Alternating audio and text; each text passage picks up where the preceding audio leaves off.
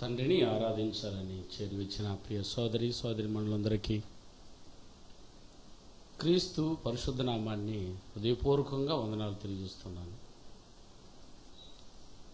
మంచి అవకాశాన్ని మరలా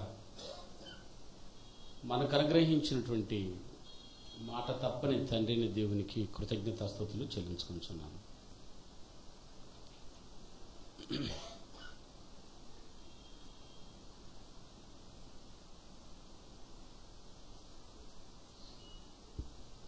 ప్రియులారా, దేవుని ఉనికిని ఎవరు తెలుసుకోబోతున్నారని ప్రతి క్షణం దేవుడు ఎదురు చూస్తున్నాడండి.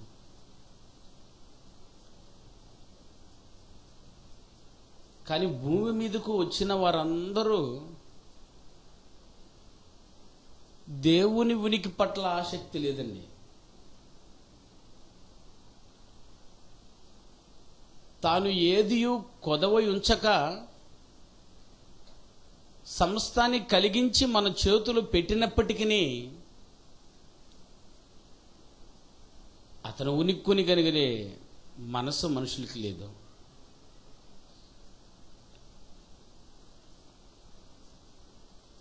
తను బాధను అర్థం చేసుకోలేదని గ్రంథమంతా తన ఆవేదనను ఎత్తి చూపిస్తున్న ఓ ఆవేదన గ్రంథంగా చూడగలం ప్రియులారా. 66 పుస్తకాలు కలిగిన ఈ బైబిల్ని పరిశోధిస్తూ ఉంటే ఆవేదన అర్థమవుతుంది, ఆయన ఆవేశం అర్థమవుతుంది, ఆయన అంతరాత్మలో బాధ లేదా కుమిలిపోతున్నటువంటి సందర్భాలు అర్థమవుతాయి. ఎక్కువ ఆయన సంతోషాన్ని బైబిల్ చదువుతున్నప్పుడు కనుగొనలేకపోతున్నాం, ఏదో ఒక సందర్భంలో తప్ప. సంపూర్ణంగా తాను సంతోషించాలనుకుని సంతోషించిన సందర్భం ఒకటే, ఈయన నా ప్రియకుమారుడు, ఈయనెందు నేను సంతోషిస్తున్నానని. మొక్క తప్ప మీరు ఎక్కువగా అలా స్పందించినటువంటి హృదయపూర్వకమైన స్పందనను వేరే దిక్కుల్లో మీరు చూడలేరు. నా హృదయాన్ని నేను నొచ్చుకుంటున్నాను అన్నాడు. ప్రియులరా, వీటన్నిటికీ గల కారణం ఏంటి అని మనం పరిశీలిస్తే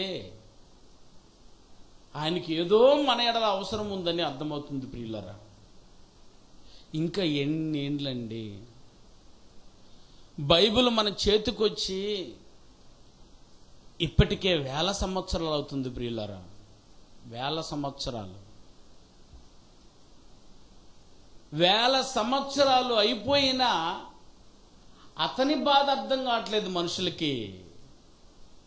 ఈరోజు కూడా మనుషులు మా బాధ పట్టించుకునే నాదుడు లేదు, మా బాధ పట్టించుకునే దేవుడు లేదని బాధపడుతుందండి లోకం.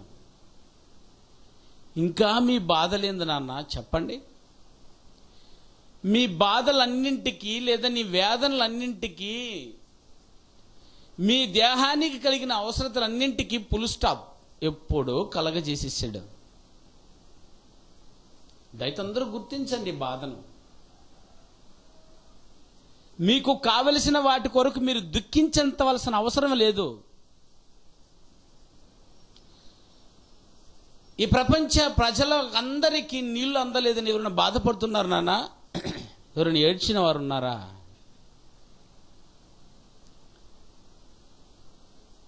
ఈ ప్రపంచ ప్రజలందరికీ గాలి దొరకలేదు అని ఎవరైనా బాధపడ్డారా? ఈ ప్రపంచ ప్రజలందరికీ అగ్ని ఎక్కడైనా కొరత అయిపోయిందని ఎవరైనా బాధపడ్డారా? నింగి లేదని, నేల లేదని ఎవరైనా బాధపడ్డారా? మీరు బాధపడకూడదు, దానికి ఫుల్ స్టాప్ పెట్టాడు. చేయవలసిందల్లా చేసి మీ చేతికి ఇచ్చేసాడు. మరలా బాధ ఏందనన్నా మీది?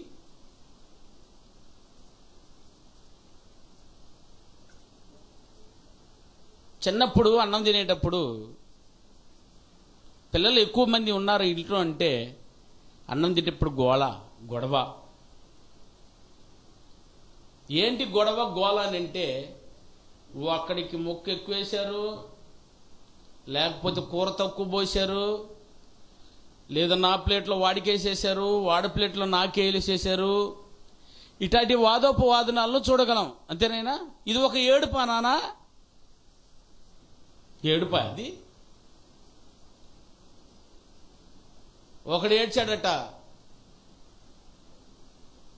మంచి మాంసపు కూర తీసుకొచ్చి వండి పెట్టి ముద్ద వేసి ఎదుట పెడితే ఏడుస్తూనే ఉన్నాడట. ఏరా అమ్మంటే అడుగుతుంది, ఏవయ్యా కూరం కోసానా? ఇంకొక ముద్దేశానా? ఆహా. నీ ప్లేట్లో ఉన్నది వేసానా? ఆహా. ఏరా కావాలా? ఎందుకు ఏడుస్తున్నావు? అందరూ వెళ్ళిపోతున్నారే. నువ్వు ముద్ద నిలబెట్టి కూర పోయలేదన్నాడట. ముద్ద నువ్వు ప్లేట్లో నిలబెట్టి ఒక సైడు కూర పోయలేదట. ముద్ద ఎట్టు పడితే అది పడేసి కూర పోసిందట. ఇది నేరమా? చెప్పండి అయ్యా. ఇది నేరమని ఇంతసేపు ఏడ్చాడే. ఇది చూసిన వారందరూ అది చెప్పంగానే పక్కపక్క నవ్వారు. నవ్వదా గలం? ఈ పారిన నేల మీద ఉన్న మనుషులందరూ ఏడ్చింది దీనికేనైనా. ముద్ద నిలబెట్టలేదనా? నీకు కావలసిన ముద్ద ఇచ్చేసాడండి దేవుడు. అది పండేసిన ఏమి, నిలబెట్టిన ఏమి, తుంచుకొని తినరయ్యా. ఇదండి. దీనికనండి ఉపవాస ప్రార్థన, దీనికనండి లింక్ ప్రార్థన, దీనికి ప్రార్థనలా. ఈ ఏడుపోయిందనన్నా ఇంకా ఏడుస్తూనే ఉందండి జనం. కానీ ముద్ద తిన్న తర్వాత దేవుని కొరకు ఏడ్చేవారు అరుదైపోయారు. నా కొరకు ఏడవనై ఉన్నారా అని దేవుడు సమస్తాన్ని ఇచ్చాడట నీ చేతికి. మాట తప్పని దేవుడు, మాట తప్పని దేవుడు మీ దగ్గర ఇది ఎదురు చూస్తున్నాడు. అన్నీ ఇచ్చేసి అన్నీ తీసుకున్న తర్వాత నాన్న అంత ముద్ద తిని కూర్చొని ఆయన మాటను బట్టి ఆలోచించరా? ఆయన మాట కొరకు ఆలోచించరా? ఎవరైనా ఉన్నారు నాన్న? వెతకండి నాన్న. ఈరోజు ఆదివారం తెచ్చిపెట్టుకున్నారుగా, మంచి ఆహారం తీసుకొచ్చుకున్నారు, తిన్నారు కదా నాన్న. కూర్చొని ఆయన మాటను ఎవరైనా గుర్తుపెట్టుకున్నారా? ఆయన మాట మీద ఉన్న ఆ మాట మీద మీరు ఉన్నారా? ఇదండి దేవుని సంతృప్తి పరిచేది. ఇది మీ దగ్గర ఎదురు చూస్తున్నాడు. ఇంకా దేవుని దగ్గర ఎదురు చూడటం ఏంటైనా ఇచ్చేసిన దాన్ని అంతా బట్టి. ఏమండి, దేవునికి ఏదో అవసరం ఉందండి మన దగ్గర దేవునికి అవసరతలు ఉన్నాయా? ఎక్కడైనా మన అవసరతలు దేవుడు తీరుస్తాడనే ఈ నినాదంతోనే సాగిపోయారు జనులందరూ. అయ్యో, నీ దగ్గర అవసరం ఉంది దేవునికి. ఈరోజు చర్చికి వచ్చే వారందరూ ఇది ఆలోచించట్లేదు నాయనా. అది ఆలోచించుంటే 9:30 గంటలకు 10 గంటలకు ఇక్కడ ఉండరంటున్నాన్న. బాధ అర్థమైందంటారా? చెప్పండి. మాట మీద ఉన్నారా నాయన? బాధ అర్థం చేసుకోవడానికి ప్రయత్నం చేయండి. ఆయనకేదో అవసరం. నన్ను ఆరాధించు వారు కావాలి, ఇది ఆయన అవసరం. ఆయన ఆరాధించడానికి రండి అయ్యా. ఎలా వస్తున్నామో చూడండి. మనసి ఇచ్చి మనసి ఇవ్వక ఏండి బాధండి. కానీ మాట మీద ఉన్న దేవుడు ఒక మాట అంటున్నాడు. కీర్తనల గ్రంథం 146వ కీర్తన 6వ వచనంలో ఆయన బాధను చూడండి ప్రియులారా. ఆయన ఎంత బాధపడుతూ మాట్లాడాడో సంగతిని. ఏమండి, ఆనాడు దైవజనుడైనటువంటి కీర్తనకారుడు రాసిన ఈ గాథను ఒకసారి చూడండి ప్రియులారా. ఆయన ఏమైనా సంతోషంగా మాట్లాడినట్టుందా చూడండి ఆ మాటను. 146వ కీర్తన 6వ వచనాన్ని దయతో చదవండి ప్రియులారా. దావీదు గారు బాధపడుతూ చెప్తున్న సందర్భం ఇది. చూడండి, ఆయన చదువునన్నా. ఆయన ఆకాశమును, భూమిని, సముద్రమును, దానిలోని సర్వమును సృజించిన వాడు. ఇది ఎందుకు చెప్పాలో చెప్పి ఆయన ఎన్నడను మాట తప్పని వాడు. మాట తప్పనవాడని చెప్పు. ఆయన ఏమి సృజించాడట? ఆకాశమును, భూమిని, సముద్రమును, దానిలోనున్న సర్వమును సృజించిన వాడు అని చెప్పి ఏమని చెప్తున్నాడు? ఆయన మాట తప్పనివాడు. ఎందుకు చెప్పాలో? ఏమైనా బాధ? నేను మాట తప్పన వాడిని చెప్పు. మా బాధ అర్థమైంది నైనా. పోనీ నా బాధను అర్థమైందా? ఆయన బాధ ఎట్ట అర్థం కాలేదు. కానీ ఇది ఎందుకు చెప్తున్నానో అర్థమైందన్నా. నేను మాట తప్పని వాడను అని ముందు చెప్పేసి భూమి ఆకాశాన్ని సమస్తాన్ని నేను కలగజేశాను అని చెప్పలేదు. భూమి ఆకాశాన్ని కలగజేశాను అని చెప్పి ఎందుకు అంటున్నాడు ఈ మాట? కింది వచనంలో వాసాడు ఆ భావాన్ని. ఎందుకు చెప్తున్నాడు చూడైనా? అది బాధపడుతున్నాడు నాయనా. మాట తప్పని దేవుడు బాధపడుతున్నాడా? మాట తప్పని దేవుడు బాధపడడం ఎందుకనైనా? బాధ పెడుతున్నావా? బాధ పెట్టారమ్మా మీరు ఎవరైనా? ఈరోజు ఆరాధనకు వచ్చిన మీరందరూ దేవుని ఎవరైనా బాధ పెట్టారా? పాట పాడేసేకి వచ్చేవే బాధ కదా నాయనా. నన్ను పాడండి, నన్ను స్తుతించండి, నన్ను మహింపరచండి, నన్ను ఆరాధించండి అని కోరుకున్న దేవునికి పాట అయిపోయిన తర్వాత వచ్చినవే నువ్వు. అందుకే నేను మొదటి వందనాలు చెప్పాను. కరెక్ట్గా ఆరాధనను గౌరవించి వచ్చిన సోదరిమణులకు చెప్పండి. పాట అయిపోయిన తర్వాత వచ్చావా నాన్న? ప్రకటన అయిపోయిన తర్వాత వచ్చావా? అసలు ఆరాధనకు యోగ్యులమో కాదో ఆ న్యూస్ చదివారే, అది వినడానికైనా వచ్చావా? లేదు. ఎవరో కింద పాట పాడుతుంటే కింద ఫోన్లు మాట్లాడుకుంటున్నాను నాన్న బయటికి వెళ్ళి. వీరికి అందరికీ దేవుని బాధ అర్థమైందంటారా? చెప్పండి ప్రియులారా. నేను రాను అంటే నిన్నెవరు అడగరు. కానీ దేవునికి మాట నువ్వు ఇచ్చావు గనుక నిన్ను అడగాలిందనైనా దేవుడు. అతడు ప్రమాణము చేయగా నష్టము కలిగినను మాట తప్పడే. మాట తప్పని దేవుడు అంటున్నాడు, నీ కొరకు నేను భూమినిచ్చా, నీ కొరకు నేను ఆకాశాన్ని ఇచ్చా, నీ కొరకు నేను సముద్రాన్ని ఇచ్చాను, అంతేకాదు సర్వమును నేను సృజించాను అన్నాడు. ప్రియులారా, ఇవన్నీ నీ కోసం. నువ్వు అడగలేదు కానీ అవన్నీ ఇచ్చి నీ దగ్గర నేను ఒకటి అడుక్కుంటున్నా. మాట తప్పవద్దు. నీకు నష్టం కలిగిన ఏమి నష్టమైనా, భూమి ఏమైనా నష్టమే నీకా? చెప్పు నన్ను, భూమి ఏమైనా నష్టమే నీకు? ఫలానా నష్టం జరిగింది చెప్పండి ఆయన. మనకి ఏదైనా నష్టం జరిగిందని చెప్పండి. ఎట్లా చెప్పండి అయినా? మనకి ఏదైనా నష్టాలు ఉన్నాయమ్మా? నువ్వు కలగజేసుకున్న దాని వల్ల నీకేదైనా నష్టాలు ఉన్నాయా? అసలు నువ్వు ఏం కలగజేసావని? 4 ఇటుకరాలు ఏమైనా మోసి ఏమైనా బిల్డింగ్ కట్టుకున్నావా? ఈ భూమిని కట్టావా? భూమికి ఏమైనా పునాదులు వేసావా? గాలి ఏమైనా ఇటు అటు తీసుకెళ్తున్నావా? నీళ్ళు ఏమైనా సముద్రం నుంచి మోసుకొచ్చేసి ఏమైనా జనానికి పోస్తున్నావా? ఏం కష్టం, ఏం నష్టం మీకు? భూమిని కలగజేసి నా కొరకు బ్రతకకపోతున్నారు, నా కొరకు మాట మీద నిలబడకపోతున్న ఈ మనుషుని చూసి నేను బాధపడుతున్నాను అన్నాడు దేవుడు. బాధట ఆయనకి. భూమి ఆకాశం చేసి నీ కొడుకు మీద పెట్టుబడి పెట్టావు, నీ కూతురు మీద పెట్టుబడి పెట్టావు, నీ అన్నదమ్ముల మీద పెట్టుబడి పెట్టావు. తిరిగి వారు సరైన మార్గంలో నీకు చెల్లించకపోతే నీకు బాధ కదయ్యా? ఇంత పెట్టుబడి పెట్టి చదివిస్తే వాడు పాస్ అవ్వలేదంటే నువ్వు బాధపడవా? ఇంత పెట్టుబడి పెట్టి నువ్వు దాని గురించి ఆలోచించకపోతే ఫెయిల్ అయిపోయి సంవత్సరం ఫెయిల్ అయిపోయి వస్తుంటే బాధపడవా? మరి ప్రతిరోజు ఫెయిల్ అయిపోతున్నావే దేవుని పనిలో.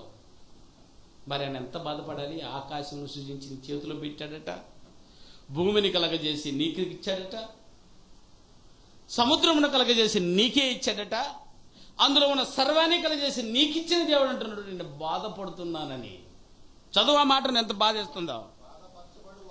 బాధపరచుబడి వారికి ఆయన న్యాయము తీర్చును. ఎందుకంటే కలగజేసి ఇస్తే నువ్వు బాధ పెడతావా దేవుణ్ణి? ఇది న్యాయం అంటారా? చెప్పండి ప్రియులారా. మాట తప్పుట నేరం, మాట తప్పటం అన్యాయం. చూసారు, నువ్వే నష్టపోయావునైనా మాట తప్పిపోవడానికి. ఎంతమంది మాట తప్పిపోతున్నాం, క్షణాల మీద మాట తప్పిపోతున్నాం మనం. దేవుని కొరకు క్షణముల మీద మాట తప్పిపోయాం, కానీ దేవుడు ఒక సెకండ్ కూడా మాట తప్పలేదు. నీ కొరకు చేయాలనుకున్న భూమిని 7 రోజులు చేసి పెట్టాడు. నిర్ణీతమైన సమయమును పెట్టుకొని చేశాడని ఉంది ప్రియులారా. తన 6వ రోజులోపు 7వ రోజులోపు చదువుతారు ఆ మాటను. ఆదికాండము 2వ అధ్యాయం 2వ వచనము చదవండి. అది దేవుడు తాను చేసిన తన పని 7వ దినములోగా, అది 2వ వచనంలోనైనా 7వ దినములోగా సంపూర్తి చేసి, 7వ దినములోగా. ఎవరినైనా ఆయన అడిగేది? 14 రోజులు చేయని ఆయన, 20 రోజులు చేయని ఎవరు అడుగుతారు ఆయన్ని? అసలు నీ ఇంటి పని నువ్వు ఎవరు చేస్తున్నాడు? నీ హోంవర్క్ని ఎంతసేపని చేసుకుంటానా, నా బట్టను ఎంతసేపని గుట్టుకుంటానా అంటాం మనం. ఏమయ్యా ఇల్లు కట్టలేదు, నేను ఎంతసేపని కట్టుకుంటాను. నేనా? నువ్వు కట్టుకో. ఎంత సిస్టమ్ లేనివాడు కదా. నా ఆరాధన నేను ఎప్పుడైనా పోతానంటవా? దేవుడు ఒక సిస్టమ్ పెట్టుకున్నాడు. నా బిడ్డలకు కావాల్సింది 6వ రోజు వచ్చేపోతాడు నా కొడుకు, 5వ రోజులో పని అయిపోవాలి. ఎంత క్రమశిక్షణ కలిగిన వాడండి దేవుడు.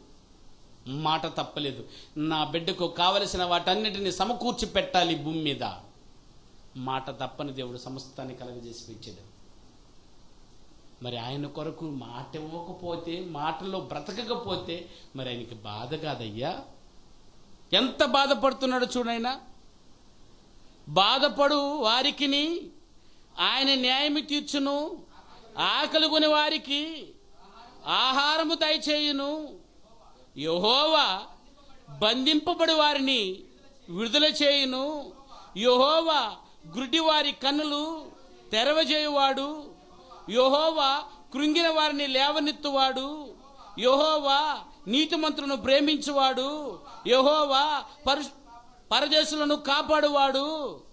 ఆయన తండ్రి లేని వారిని విధవరాండ్లను ఆదరించువాడు. భక్తిహీనుల మార్గమున యెహోవా నిరంతరము ఏలును. సియోను నీ దేవుడు తరతరములన్నింటిను రాజ్యము చేయును. యెహోవాను స్తుతించుడి. ఇంత మాట్లాడండి. నీకు కావలసిన వాటన్నిటిని లిస్ట్ ఇచ్చి చెప్పాడు చూడు. పైన చెప్పింది భూమి, ఆకాశము, సముద్రము, అందులో సమస్తం అన్నాడే. అది ఏదేదంటే ఇది నీ కొరకు ఇవ్వాలని మాటిచ్చాడు. మాట ప్రకారమే చేశాడు. కానీ తీసుకున్న మీరందరూ మాట మీద లేదేందైనా? దేవుని గుడారానికి వచ్చి మాట మీద నిలబడలేకపోతారేంటి? బాధ కదా. నా బిడ్డలందరూ నా మాట మీదే ఉంటారని చెప్పి మాట మీద నిలబడిన దేవుడు నా బిడ్డలందరూ మాట మీద ఉంటారు అని ఎదురు చూశాడు. మాట అంటే ప్రాణం ప్రియులారా. తనకి ప్రమాణం అంటే అంత గొప్పది. ఆయన ప్రమాణము చేయగా నష్టము కలిగినను ఏం చేయనంటే ఆయన మాట తప్పడు. అదేవిధంగా నష్టము కలిగినను మీకు మాట తప్పకూడదు. అందుకే నేను చెప్పాను మీకు ఏం నష్టం జరిగిందని. మీ భూమి ఏమైనా పోయిందనన్నా? మీ గాలి ఏమైనా పాడైందా? లేదు. కానీ తను బాధపడుతున్నాడు ప్రియులారా. ఏమండి? ఎందుకంటే మాట ఆయనకు ముఖ్యం. మాటకి ఎంత విలువ ఉందో మీకు తెలుసు. ఆయన మాట మహత్తు గల మాట. మాట మీదే ప్రపంచాన్ని నిర్మించాడు. మాట మీదే ఆయన ప్రమాణాన్ని నిలుపుకున్నాడు. మాట మీదే తన సంకల్పాన్ని కట్టుకున్నాడు. మాట మీదేనండి ఆయన యుగ యుగములు ఏలబో వారిని కలగజేసుకున్నాడు. మాట మాట మాట బైబిల్ని పరిశీలిస్తే మాట మీద మక్కువ ఎంత కనబడుతుందో. ఈ ప్రసంగాన్ని తయారు చేసేటప్పుడు ఏంది మాట అని ఆలోచిస్తే ప్రియులరా, ఈ మాటకున్న పరమార్థం అంతా బయటపడుతుంది ప్రియులరా. మాట మీద నిలబడేవారంటే అంత గౌరవం అండి దేవునికి. వారిని ఆస్తి అన్నాడు. వారిని గురించి మాట్లాడిన సందర్భాన్ని చూడండి. సోదరుడు చదివి వినిపించేయలేదు ఆ సంగతిని. నిర్గమకాండం 19వ అధ్యాయం 5వ వచనాన్ని చూడండి ప్రియులారా. నిర్గమకాండం 19వ అధ్యాయం 5వ వచనం. కాగా మీరు నా మాట శ్రద్ధగా విని, ఎంత ఆశపడుతున్నా చూడండి. నా మాట విని అనలేదు, నా మాటను ఎట్ట వినాలట? అశ్రద్ధగా కదా. నేను ఇప్పుడు కూర్చున్న వాళ్ళందరూ చూడండి ఎంత అశ్రద్ధగా ఉన్నారో. నువ్వు చెప్పుకోను, పాట పాడండి, అందరూ నోరు తెరిచి పాట పాడండి అంటే అప్పటికి కూడా నోరు తెర. ప్రియులరా, ఇక్కడికి వచ్చింది మీరు సంతోషపడ్డానికి కాదయ్యా, మీరు సంతోషపడ్డానికి కాదు, దేవుని సంతోషపెట్టడానికి వచ్చారు మీరు. ఆయన ఏ విధంగా సంతోషపెడాలో కోరుకున్నా ఆ నడిపింపు సోదరులకు తెలుసు ఆ బాధలో. ఇక్కడ నడిపిస్తున్నారే, ఏ విధముగానైనా తండ్రిని సంతోష పెట్టాలనండి. అందుకే పాట, ఏ పాట పాడితే ఆయన సంతోషపడతాడు. అందరూ పాడే పాటే కదనైనా. అప్పటికి నోరు మూసుకొని కూర్చొని ఉంటే ఎవరికి ప్రార్థనిస్తే బాగుంటుంది, ఎవరు చేస్తే ఈ ప్రార్థన దేవుడు వింటాడో అట్టి వారిని కోరి ఎంచుకుని తీసుకొచ్చి నిలబెట్టాడు. ఎవరు వాక్యం చదివితే బాగా అర్థమవుతుందో వారి వారి పాత్రను తండ్రిని సంతోషపెట్టే విధంగా ఉండాలి. ఆయన పాట పాడినా తండ్రి సంతోషపెట్టేటట్టు పాడించాలి. ప్రార్థన చేసినా అది తండ్రి సంతోషపెట్టేటట్టు ప్రార్థన చేయించాలి. వాక్యాన్ని చదివించినా ప్రియులారా ఆ భావం అర్థమయ్యేలా చదివించి తండ్రిని సంతోషపెట్టాలి. ఇక అపోస్తుల బోధ చేసేటప్పుడు ఈ బోధలు ఏ విధంగానైనా నా తండ్రి మాటలు చెప్పి కనీసం సంతోషపెట్టాలి. ప్రభు బల్ల నడిపించేవారు ఈ విషయంలో నా తండ్రి సంతోషపెడాలి. ప్రభు బల్లకు ప్రార్థన చేసేవారు ఇందులో ఎలాగనైనా నేను తండ్రిని సంతోషపెట్టాలి. ఇదే కదండి ఆరాధనలో ఆయన సంతోషపడి ఇట్టి వారే కావాలని కోరుకుంది. మీకు నచ్చినట్టు చేసుకుంటే ఆయనట్ట సంతోషపడతారు చెప్పునైనా. కొన్ని సంఘాల్లో పోయి చూడండి, ఆయన ఎంత ఘోరంగా ఉంటుందంటే అబ్బో ఎందుకు వచ్చాము ఇక్కడికి అనిపిస్తుంది. పాట పాడుతుంటే అందరి నోరు సెల్లులు పెట్టుకొని గేములు ఆడుకుంటున్నారు. నాన్న సెల్లులు గేములు ఆడుకునేదానికి ఆరాధనకు రావాలైనా పోండి, కిందకి దిగి హ్యాపీగా కూర్చొని ఆడుకుని సావండి. ఆరాధనకు వచ్చి కింద సెల్లులు పెట్టుకొని ఆడుతారు మీరు. ఏందో సెల్ పెట్టుకొని ఆడుతున్నావా అంటే వాక్యం చదువుతున్నావునా? ఒక సాకు. వాక్యం బైబిల్ లేదు, బైబిల్ ఎందుకు నీకా? సరే చదువు వద్దంటలేదు, నిజంగా చదువుతున్నావా నేను అడిగితే సాకు చెప్తున్నారు. బైబిల్ కదా చూస్తుంది, గేమ్ కాదులే. వద్దు వద్దు, ఈ సాకులంతా దేవుడు వినడనైనా ఎలా సంతోష పెట్టేస్తావు చెప్పు ఆయన్ని. దయతో అర్థం చేసుకోండి. ఆయన ఏమో బాధపడుతున్నాడు చూడు, నన్ను ఏ విధంగా సంతోష పెడతారా? ఎంత బాధలో ఉంది ఆ మాట చదువు. ఆయన ఇప్పుడు ఆయన ఎంత గొప్ప మాట రాయించాడు చూడు ఆ మాటలో. కాగా మీరు నా మాట ఎట్ట వినాలట? శ్రద్ధ ఉందా అశ్రద్ధ ఉందా? అశ్రద్ధనైనా, అశ్రద్ధ ఉంటే అందరూ ఖచ్చితంగా వచ్చి కూర్చొని ఆరాధించరనైనా. ఇప్పుడు ఆరాధనకు రాని వారందరికి శ్రద్ధ ఉందంటారు చెప్పండి ప్రియులరా. పోని వచ్చారు, మేము బ్రతిమలాడాలా, పైకి రండి అమ్మా, పైకి రండి అమ్మా ఇలా అనిపించుకునే మీరు మీ తరం అంటే ఐ మీన్ మీ స్థాయి, మీ స్టేటస్ ఏడబడిందో ఒకసారి చూసుకోండి. చెప్పించి చేసేవాళ్ళే ఇంకా స్టేటస్ ఏందనేది. చెప్పే స్థాయికి వాక్యాన్ని నేర్చుకుని మీరు ఇంకొకసారి చెప్పించుకోవాలా? రా, ఎక్కడ ప్లేస్ ఉందో చూడు, కూర్చో. మళ్ళీ మేము పిలవాలా? పని కట్టుకొని మైక్ కట్టుకొని మళ్ళీ పిలవాలా మిమ్మల్ని? అశ్రద్ధనైనా కారణం దేవుని మీద మక్కువ లేదు, ఆయన మాట మీద మక్కువ లేదు, ఆయనకి కావాల్సిన అవసరతను తీర్చడానికి పుట్టామన్నటువంటి జ్ఞాపకం లేదు మనుషులకి. అందుకని బాధనైనా వద్దు, ఇవి మార్చుకోవడానికి చెప్తున్నాం కానీ వినడానికి కాదు ప్రియులరా. మరొక్క వారం ఇది చేయకుండా రండి నా సోదరి మనులారా. కరెక్ట్గా వచ్చి ఫాలో అవ్వండి. నీ సీట్లో వచ్చి కూర్చోనైనా త్వరితగతంగా గబగబ వచ్చేసి గబగబ ఆరాధన కూర్చోండి. నాకు 10, 25 వరకు కూడా రావద్దు మీరు, పర్వాలేదు. 10, 25 కూడా రాకపోతే పోతారు కానీ 10:30 కలేడు ఉండండి చాలు. 5 నిమిషాలు నిండిపోండి. వచ్చాడా లేదా నా సోదరుడు, ఆ సోదరు వచ్చిందా, ఆ సహోదరుడు వచ్చాడా లేదా, ఎదురు చూడాలా. పాట పాడేస్తే వాడు ఎడమిస్ అయిపోతాడేమో. ఈ రోజంతా ఆరాధన వేస్తే ఒక పాట మిస్ అయితే మాదేం పోయింది, ఏం పోయింది మాట అనుకుంటున్నారు మీరు. ఒక పాట మిస్ అయితే మీరు ఆరాధనకి మిస్. నేను ఈ స్పృహ ఉందంటారా? ఇది చెప్పలేదా? నేను చెప్పండి. లేకపోతే 2 పాటలు పాడుతున్నారు, అందులో ఒక పాట మిస్ అయిపోయి వస్తే నువ్వు ఈరోజు ఆరాధనకే మిస్. 5 భాగాలలో పాటలో ఒక పాటకు రాకపోయినా నువ్వు మిస్ అయినట్టేనైనా. ఎంత బలం! అశ్రద్ధ అన్నాడు. ఎందుకన్నా మాట చూడండి, నేను చదువు మళ్ళా. కాగా మీరు నా మాట అశ్రద్ధగా,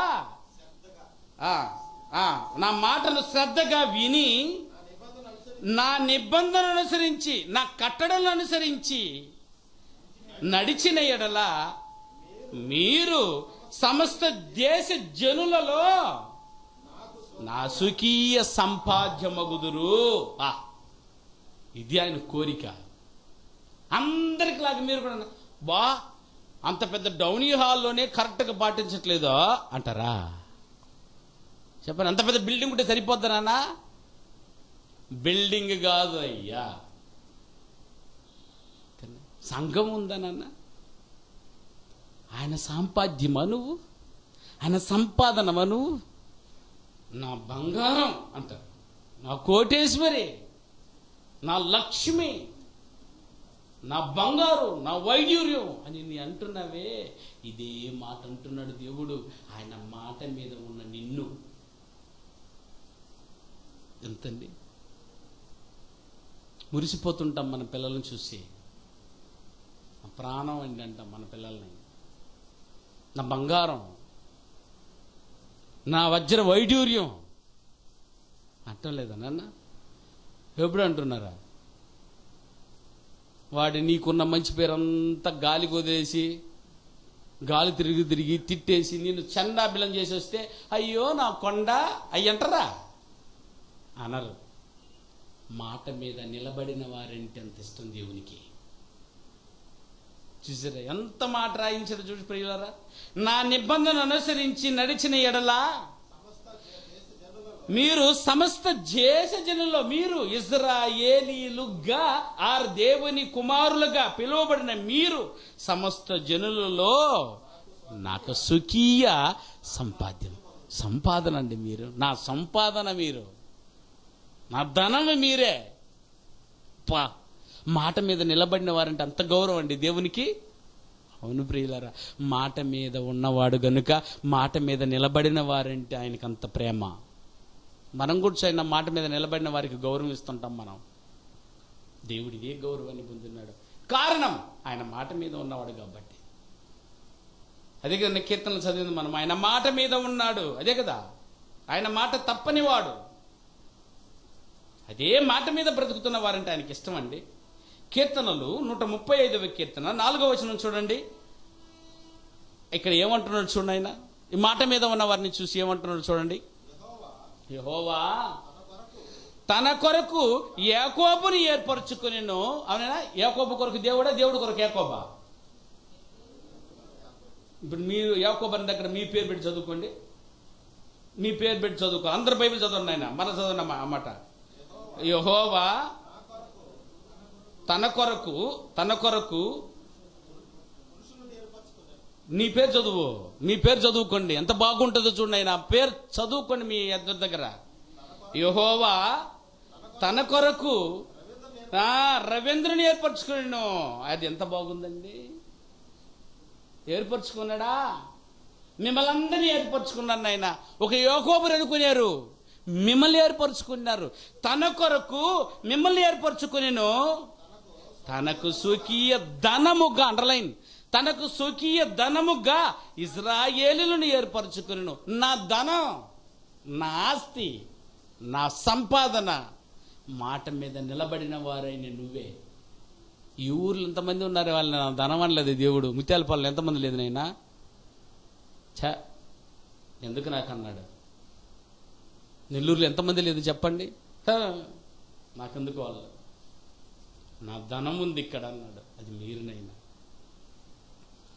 ఎందుకు మీరు తెలుసా? మాట మీద ఉంటే ప్రమాణము చేయగా నష్టము కలిగినను మాట తప్పను నువ్వే ఆయన ధనం. ఆయనకి ఎందుకని నీ చందా? ఆయనకెందుకు చెప్పనైనా నీ మొదటి పిడికిడి బియ్యం పిడికిడి బియ్యం ఇచ్చేసి ఎగిరి దూకుతుంటాం మనం. పిడికిడి బియ్యం ఇచ్చేసేది, దశం భాగాన్ని కవర్లో ఇచ్చేసేది. తర్వాతనైనా ఓ ఫ్యాన్ ఇస్తే ఫ్యాన్ మీద వారి పేరు రాసేస్తారు. ఇక్కడ ఏదైనా ఇచ్చారనుకో, అదిగోదు మేము ఇచ్చిందని చెప్పుకోవడానికి. ఒక్కసారి నిదానంగా చూడండి, పిడికిడి బియ్యం ఇచ్చేవి ఏవుద్దా బియ్యమా?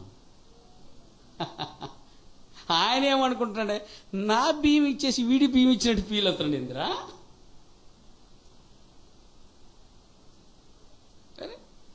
చాలా ఫీల్ అయిపోయి వడ్డిస్తూ ఉంటాము. వడ్డించేటప్పుడు చూడ దాని పెద్దోళ్ళు అన్నారు, ఎవరి నెయ్యి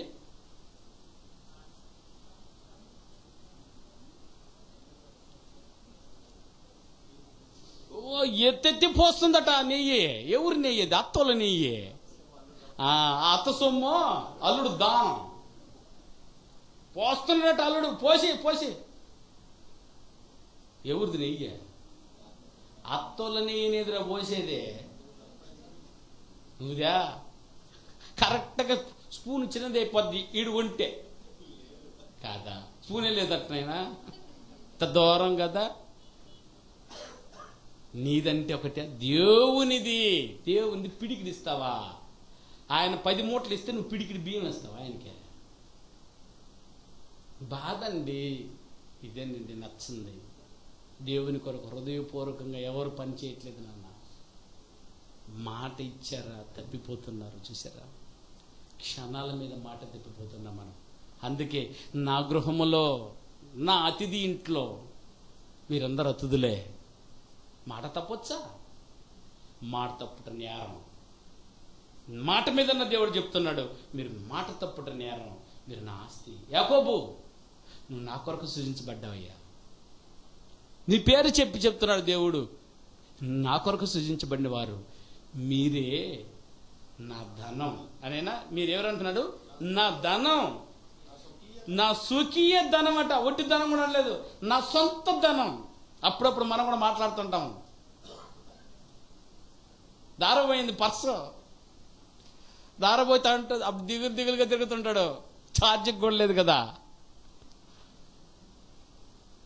ఎట్లా మరలా దొరికిపోద్ది మనకి. అప్పుడు అంటాం, నా కష్టం ఏదే ఏడబోద్ది. అవును, నా కష్టం ఏడబోతుంది అంటాం. వాళ్ళందరూ తప్పిపోయారు నాయన, కానీ మిమ్మల్ని వెతికి పట్టుకున్న తర్వాత అంటున్నాడు, నా సొంతం. ఏమన్నానైనా? నా స్వకీయ ధనం, నా సొంతకం, నా కష్టం మీరు అంటున్నాడు. మిమ్మల్ని గొప్పగా చెప్పుకోగలిగినంత మాట మీద ఉన్నారు నాయన మీరా. మనము ఉండాలనేది దేవుని ఆశ. మాట అంటే అంత గౌరవం అతనికి.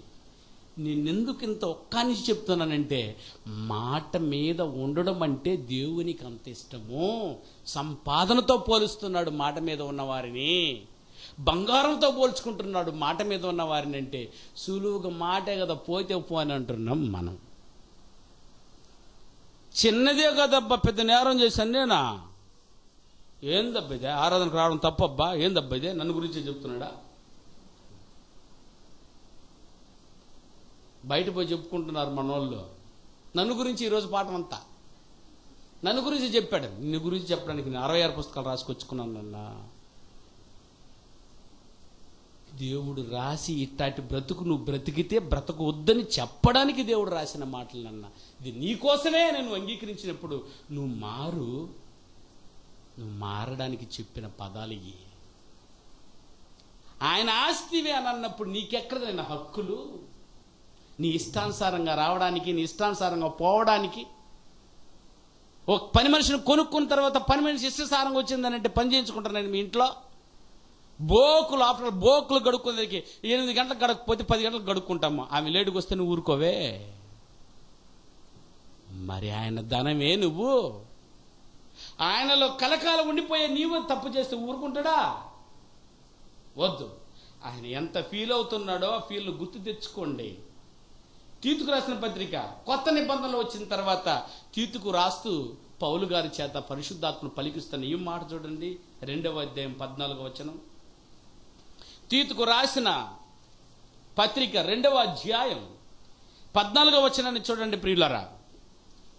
ఆయన సమస్తమైన దుర్నీతి నుండి మనలను విమోచించి సత్క్రియల యందు ఆసక్తి గల ప్రజలను, సత్క్రియల యందు ఆసక్తి కలిగిన వారిని, ఈ క్రీస్తు నందు బ్రతుకుతున్న వారందరిలో సత్క్రియలలో ఎవరైతే ఉన్నారో, బాప్తీసం పొందిన వారందరినీ కాదు సుమా, బాప్తీసం పొందిన వారు చాలా మంది ఉంటారు నాయన. బాప్తీసం పరలోక మార్గమా? బాప్తీసం పొందిస్తే పరలోకం వెళ్ళిపోతారా? కాదట. బాప్తీసం పొంది సత్క్రియల యందు ఆసక్తి కలిగిన వారందరిని ఏమంటున్నాడు ఆయన? తన కోసరము పవిత్రపరచుకొని తన సొత్తుగా చేసుకున్నటకు తన్ను తానే తన కొరకు యేసుక్రీస్తు వారు ఏమయ్యారైనా బలిగా అర్పించుకున్నాడు. సండే ఆయన సొత్తు అంటున్నాను. మీరు బాప్తీసం పొందిందే ఎందుకు తెలుసా ప్రియులరా? ఆయన సొత్తుగా మారిపోవడానికి. ఆయన సొత్తుకి ఆయనకే అధికారం లేదు. ఆరాధనకి రండి అని పిలవాలి ఆయన సొత్తు అయితే. ఈ పెన్ను నా సొత్తునన్నా, ఎప్పుడు కావాలో పెరిగి రాస్తాను అంతేరా. ఇది నా సొత్తు, దానికి స్వతంత్రం లేదు. ఈడే కూర్చో అంటున్నా, ఆడే కూర్చుంటుంది. అది నొప్పి వచ్చినా. అర్థమైందా? అది సొత్తు అంటే. ఇప్పుడు నా సొత్తు అని అన్నప్పుడు ఏదైనా దేవునికి ఆలోచించండి. దేవుని మాట ప్రకారం బ్రతికే వారు ఎవరైనా ఉన్నారా? వారే నా సొత్తు, పై వాక్యంలో నా ధనం, వారే నా సంపాద్యం. ఇన్ని పదాలు చెప్తున్నాడు. మాట మీద నువ్వు ఉంటే, నువ్వు బాప్తీసంలో మాట ఇచ్చావే, ఆ మాట మీదే ప్రతిదినము నువ్వు కాపాడబడుకుంటూ ఉంటే నిన్నంత ఆరాధించుకుంటున్నాడు దేవుడు. ప్రియులారా, దేవుణ్ణి ఆరాధించాల్సింది పోయి మిమ్మల్ని ఆరాధిస్తున్నాడు. ఏంటైనా పెళ్ళం మన మాట ఏంటంటే పెళ్ళాన్ని గురించి చెప్తుంటాం మనం. నువ్వే లేకపోతే నేను లేదే, ఇంత ఇల్లు కట్టావునా, ఎట్ట కట్టావయ్యా అంటే, మా ఆవిడ లేకపోతే నేను కట్టి ఉన్నానండి. ఎంతమంది అనలేదు ఈ మాట? కారణం, ఆమె నువ్వు పర్సలో ఉండేదాలు ఎత్తుకోపోయి వాళ్ళ అమ్మగారి ఇంటికి కట్టించేస్తుంది అనుకో, ఈ మాట అంటావు నాన్న నువ్వు? అనవు. ఎంత గొప్పగా మాట్లాడేవాడంటే, అది నా సొత్తు, అది నా భార్య. ఎందుకన్నావు తెలుసా? నీ ఇష్టాలని నెరవేరుస్తుంది కాబట్టి. రాంగానే వేడి నీళ్ళు రెడీ, రాంగానే అన్నం రెడీ, రాంగానే పడక రెడీ. అబ్బో, నీకెన్ని సుఖాలైతే కావలసిందో అన్నీ చేస్తుంటే చెప్తున్నావు, నా భార్య వల్లే ఇది చేశాను నేనని. మరి దేవుడు చెప్పుకోద్దు, అక్క నేనక్క. ఎంత ఘోరం చూడండి. ఆయన నా బిడ్డ అనిపించుకోవాలి, నేను అనిపించుకోవడానికి కాసేపు కూర్చోనమ్మా, వాక్యం వినలేరా? ఎంత బాధ వేస్తుంది చెప్పండి. మళ్ళీ నీ సొత్తు అంటున్నాడు నిన్ను, ఏమనుకోవాలి నిన్ను? సత్క్రియందు ఆసక్తి కలిగిన వారందరూ క్రొత్త నిబంధనలో ఎవరైతే సత్క్రియలు చేయాలనుకుంటున్నారో వారందరూ నా సొత్తు, నా ఆస్తి. అదే మాట మీద బాప్తీసం పొందింది సత్క్రియలు చేయడానికి. నా ఆస్తి పరులు మీరు అంటున్నాడు ప్రియులారా. చూడండి ఆ మాటను, ద్వితీయోపదేశ కాండం 28వ అధ్యాయం 1వ వచనం చూడండి ప్రియులారా. మిమ్మల్ని ఏమంటున్నాడు చూడండి, ఇంత గొప్పగా మీరు పనిచేస్తే, ఆయన ఆస్తిగాను ఆయన బంగారం గాను మీరు మారిపోతే మిమ్మల్ని ఆయన ఏమంటున్నాడో, మీకు కావాల్సింది ఏం కావాలి చూడండి. ఆయన నీవు నీ దేవుడైన యెహోవా మాటను శ్రద్ధగా విని నేడు నేను నీకు ఆజ్ఞాపించి ఆయన ఆజ్ఞలన్నింటినీ అనుసరించి నడుచుకునే ఎడల, నైనా నడుచుకునేసి ఉంటే, నీ దేవుడిని యెహోవా భూమి మీదనున్న సమస్త జనుల కంటే నిన్ను హెచ్చిస్తాడట. నైనా నిన్ను ఊరికి ఉంచి పెట్టాడు, నిన్ను హెచ్చిస్తాడట. ఎప్పుడు హెచ్చిస్తాడట నైనా? నా ఆజ్ఞని వినాలా. మొదటి మాట నా మాటను శ్రద్ధగా వినండి. మాట మీద ఉన్న దేవుడు చెప్తున్నాడు, నా మాటను శ్రద్ధగా వినిన ఎడల అన్నాడు. శ్రద్ధగా వినాలంటున్నాయినా, వినడానికే రామే, వినడానికే కళ్ళు ఇవ్వరు, చెవులు ఇవ్వము మనం. వినండి ప్రియులారా, వినడానికేనైనా గంటనే నాకు ఇచ్చిన టైము, గంట కూడా వినలేరండి అయినా. అప్పటికే వాచులు చూసుకుంటారు, అప్పటికే తలలు తిరుక్కుంటారు. మీకు అవసరం వచ్చినప్పుడు దేవుడు తిరుక్కుంటే అంత బాధ. చెప్పు, నేను నవ్వేదని అన్నాడు. ఎప్పుడా? నీకు అపాయం వచ్చినప్పుడు ఓయమ్మా ఓయమ్మా అని అంటుంటే అని నవ్వుతాడట. అప్పుడు చేస్తాం చూడు ప్రార్థన, నాయనా. అవునా? 24 గంటలు గుండెల మీద బైబిల్. ఎప్పుడా? హాస్పిటల్లో కూర్చొని నేను అందరి దగ్గర బైబిల్లే, గుండె మీద ఉంటుందంతే. అప్పుడనైతే తెరిచి మత్తయి మార్క్ అంటారా? అనరు. ఇది మాతల్లా పని చేయాలా? స్కానింగ్ అనుకున్నారేమో.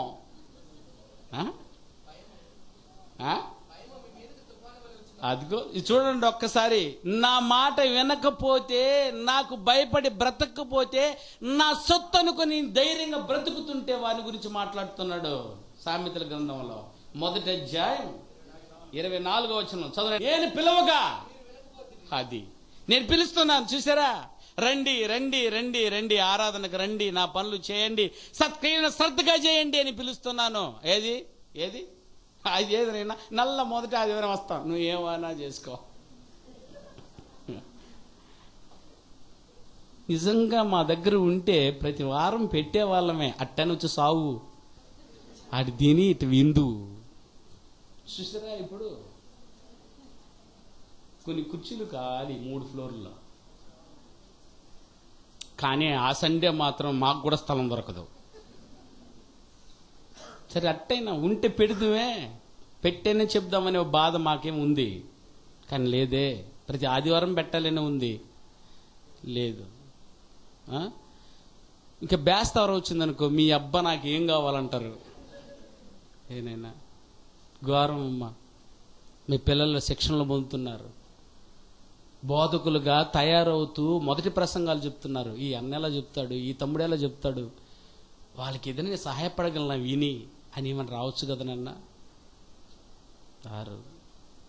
ఇదే ఘోరం. అంటే మిమ్మల్ని చూసి ఒకరోజు దేవుడు అంటాడట, ఏమనేటనైనా, నేను పిలవగా మీరు వినకపోతే, బేస్తవారం రా అని పిలిచా రాలేదు, ఆదివారం రా అని పిలిచా రాలేదు. ఏమంటారు తెలుసునైనా, ఇప్పుడే వస్తానండి. ఉదయం పోతున్నారు 2 భార్య భర్తలు, నేను చూడకూడదు అని పోతున్నారు వాళ్ళు, కానీ నన్ను చూసేసారు. తప్పదుగా, ఎదురుగానే వచ్చే. నేను అంతసేపు లోపల ఉన్నవాడిని అప్పటికే బయటకు రావాలన్నా, బయట వచ్చాను, బైక్ ఎదురు వచ్చేసింది. అబ్బా, ప్రాణమే పోయింది వాళ్ళకి. చెప్పలేక వందనాలు చెప్పారు. వందనాలనైనా ఇప్పుడు అన్నారు, మీరు రారులే, మీరు రారు. నేను పిలవగా వినరు నైనా, నాకు తెలుసు కదా. వినే బిడ్డలైతే మీరునైనా 10:30 గంటలకు వినిన బిడ్డలు ఉన్నారేడా, ఆ బిడ్డల పట్ల దేవుడు సంతోషిస్తున్నాడు. 10:35 కాదు, 32 నిమిషాలకు వచ్చేసారు, 32 నిమిషాలకు కూడా వచ్చారే, వారి పట్ల కూడా దేవుడు సంతోషపడ్డానన్న. It is true. ఇది నిజం, చెప్పలేనంత నిజం ఇది. మీ కర్మ. ఇదిగో వినండి ఆ మాటను. నా చెయ్యి చాపగా ఎవరు లక్ష్య పెట్టలేదు. అయితేనా నేను చెప్పిన బోధ, ఈరోజు గంట సేపు నేను చెప్పిన బోధ మీరు ఏమీ వినక కదా, ఎట్ట దోసేశారట. కొంతమంది నిద్రలో దోసేశారు, దోషులు అలక్ష్యంగా వచ్చి కూర్చున్నారు. ఆ చెప్ప గంట మూసుకొని కూర్చుంటాం తల అనుకున్నారు. మిమ్మల్ని గురించే మాట్లాడుతున్నాడు దేవుడు. నా ప్రసంగాన్ని వినకపోయారు అంటున్నాడు దేవుడు. నేను గద్దింపగా లోబడకపోతే, గద్దించామనుకో, ఆదివారం రారు పోరా, పో. మనమేమనుకుంటున్నాయినా, పో ఇది దేవుడు అంటున్న మాట. అదా దేవుని ఆజ్ఞను ప్రకటించే వారిని ప్రేమిస్తాడు దేవుడు. దేవునికి వ్యతిరేకంగా బ్రతుకుతావా?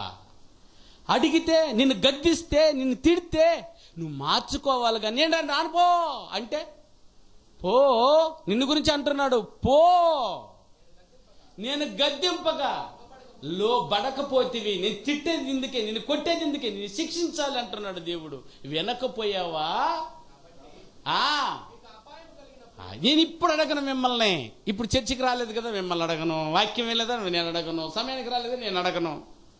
అంటే పేరుకుపోయి ఏదైనా మీ ఒంట్లో కొవ్వు పేరినట్టు పేరిపోతుంది ప్రియులారా.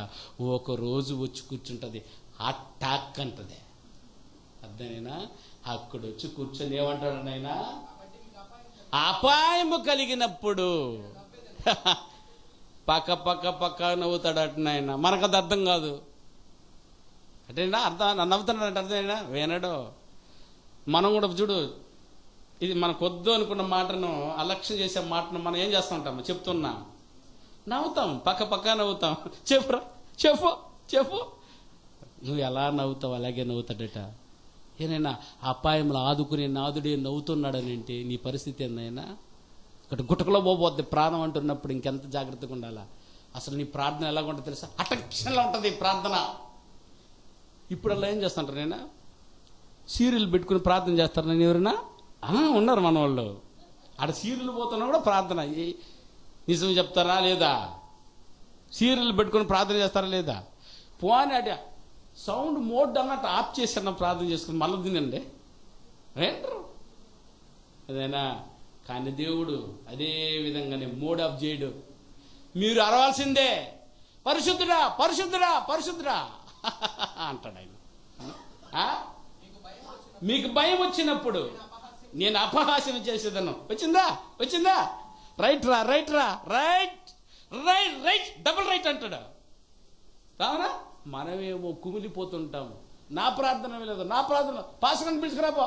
పాస్టర్ గారు ప్రార్థన వింటారు అప్పుడు. అది తెలుసా? ప్రార్థన చేయి దంపాదేగా. వీళ్ళకి అర్థమైపోయింది ఇంకా నా ప్రార్థన ఆయన వింటం లేదు కనిపెట్టి ఎవరు రమ్మనా. పాస్టర్ గారు అసలు వినడు రే. ఎందుకని? నువ్వు డబ్బు కోసం ప్రార్థన చేస్తున్నది అక్కడ. ప్రార్థన వినడు.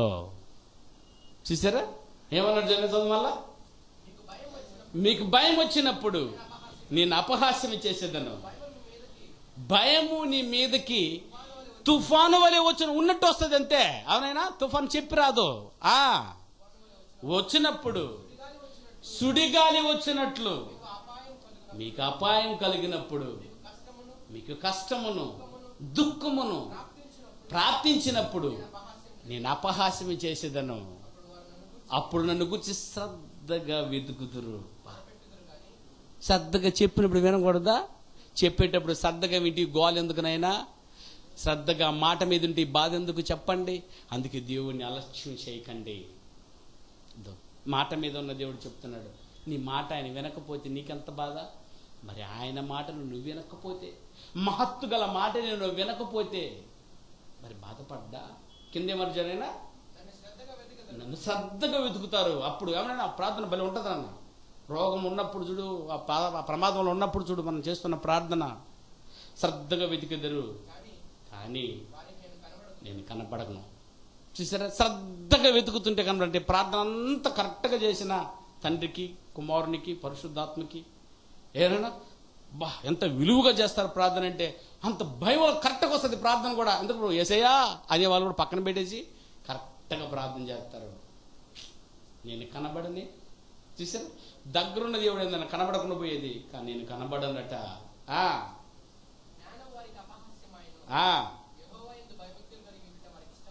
పోయింది కాబట్టి ఈ బాధలన్నీ. అందుకే మాట మీద ఉండండి నాన్న, శ్రద్ధగా వెతకండి అయ్యా. ఏనండి ద్వితీయోపదేశకాండం 8 మొదటి వచనంలో ఏమంటున్నాడు? ఆయన మాటను శ్రద్ధగా విని నేను నీకు ఆజ్ఞాపించు, ఆయన ఆజ్ఞలన్నింటినీ అనుసరించి నడుచుకుని నీడలా మీ దేవుడైన యెహోవా జనుముల కంటే మిమ్మల్ని హెచ్చిస్తాడని. ఇది మరవడం అన్న మాట ఇచ్చిన దేవుడు అబద్ధం చెప్పడు. మాట తప్పుడుకు నేను నరుపుత్రుని కానన్నాడు. ప్రియులారా, ఖచ్చితంగా మీరు బాగుంటారు. నేను భూమి మీద ఉన్నంత వరకు బాగుంటారు. ఒకవేళ వినకపోతే, ఆయన మాటను అంగీకరించకపోతే, ఒకవేళ ఆయన మాటను త్రోసేస్తే, ఒకవేళ ఆయన మాటను అలక్ష్యం చేస్తే, ఒకవేళ ఆయన మాట మీద శ్రద్ధ లేకపోతే, అదే ద్వితీయోపదేశకాండం 11వ అధ్యాయం 28వ వచనంలో రాస్తున్నాడు చూడండి. ఆయన ద్వితీయోపదేశకాండం 11వ అధ్యాయం 28వ వచనంలో చూడండి. నేడు నేను మీకు ఆజ్ఞాపించు మార్గమును విడిచి మీరు ఎరగని ఇతర దేవతలను అనుసరించిన ఎడల, అది ఏమొచ్చేస్తుందటైనా? దేనికి బదులు? దీవెనలకు బదులు. జనములన్నింటిలో మిమ్మల్ని నేను దీవిస్తానన్నాడు. వెనకపోయారా మీ మీదకి ఏమొచ్చునో? శాపము వచ్చును అన్నాడు. ప్రియులారా, అది ఎవరైనా ఈ యుగమైనా దేవుని మాటను ఎవరైతే అంగీకరించుకుని ఆయన గృహంలో బ్రతుకుతున్నారో, దేవునికి మాట ఇచ్చి మాట మీద ఎవరైతే ఉండటం లేదో వారందరి మీదకి శాపము వచ్చును అన్నాడు. ప్రియులారా, అందుకనండి జాగ్రత్త కలిగి ఉండమన్నాడు. ఆయన గుడారములో అతిథులుగా ఉండదగిన వాడు ఎవరంటే అట్టివాడు ప్రమాణము చేయగా నష్టము కలిగినను మాట తప్పమాకయ్యా. మాట తప్పావా నీకు శాపము తెచ్చిపెట్టుకుంటావు. మాట ఇచ్చి శాపం తెచ్చుకోవాలైనా మనం ఏదో అరాకొర ప్రాణాలు మని, ఇది అరాకొర జనాలు మని మాట ఇచ్చేసి ఎందుకనైనా తెచ్చిపెట్టుకోవడం? నువ్వు చేయలేమనుకున్నావా? గమ్మునుండు. చేస్తానని మాట ఇచ్చేసి ప్రమాణం చేసావా? చేయకుండా మాత్రం ఉండమాకు. దేవుడు వింటున్నాడు దానిని. ఏమి శాపం ఇస్తాడయ్యా చెప్పు అంటారా? చెప్పమంటారా వద్దా? ఆయన మాట వింటే ఆశీర్వాదం ఇస్తాడట. చెప్పాడు, ఈ జనులందరిలో మీరు ఏమంటారు? ఈ జనులు 28:1 ఆయన మాటని విని శ్రద్ధగా ఆయన ఆజ్ఞలన్నీ అనుసరించి నడిస్తే భూమి మీద ఉన్న సమస్త జనముల కంటే మిమ్మల్ని హెచ్చిస్తానన్నాడు. అదే వినకపోతే మీకు శాపం వస్తుందట. దేవుడు శపించారు, తట్టుకోగలిగినారు. నాయన నేను బ్రాహ్మణుడే, నేను క్షమించాను, నేను శపిస్తే అది జరుగుద్ది అంటారు. పాస్టర్ గారిని తిడతావా? శాపం వస్తుంది నీకు అంటాడు పాస్టర్ గారు. పాస్టర్ గారికే భయపడిపోతున్నావే నువ్వా? పాస్టర్ గారు వాళ్ళ అబ్బకు భయపడవా? ఆయన ఎలాంటి వాడు? ఆయన శాపం ఎలా ఉంటుంది తెలుసా ప్రియులరా? ఏ కాలమందైనను ఏ యుగమందైనను దేవుని మాటను విననే వారిని శపించిన రీతిని చూస్తే భయమేస్తుంది ప్రియులరా. అందుకే మాట తప్పకూడదు అనిపిస్తుంది. అందుకే ఒంటి నిండా భయం కలిగి ఉండడానికేనైనా ఈ మాటలన్నీ మీకు చెప్తున్నాం ప్రియులరా. నాయనా దేవుని మాటను స్వీకరించండి అమ్మా. పెళ్ళికి లేటుగా రండి అయినా మేము అడగం. పెళ్ళికి లేటుగా రండి మిమ్మల్ని. పెళ్ళికి లేటుగా రావద్దన్నా కూడా ముందు వస్తారా?